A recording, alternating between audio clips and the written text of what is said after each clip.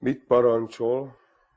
Ha nem utálja, igyék, de könyörgök, ne itassa Ványa bácsit, neki ár.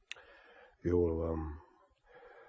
Többet nem iszunk, mindjárt indulok is haza, elhatároztatott és megpecsételtetett. Mire befognak, megvirrad. Esik, várjon reggelig. Elkerül bennünket a vihar, csak a környéket kapta el.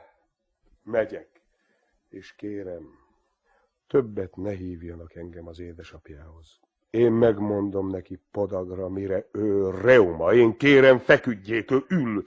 Ma meg egyáltalán nem állt szóba velem. El van kényeztetve. Eszik egy palatot? Talán, kérek. Szeretek éjjel enni. A kredencben úgy hiszem van harapnivaló. Azt mondják, egész életében nagy sikere volt a nőknél. Az asszonyok elkényeztették. Tessék, vegyen sajtot. Egész nap nem ettem, csak ittam. Az édesapja nehéz karakter.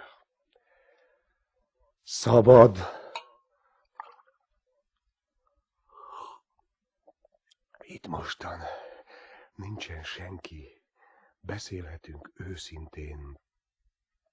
Tudja, nekem úgy tűnik, hogy a maguk házában nem bírnék ki egyetlen hónapot sem.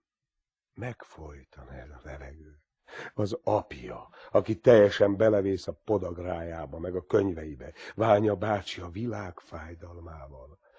A nagymamája is. Végül a maga mostoha anyja.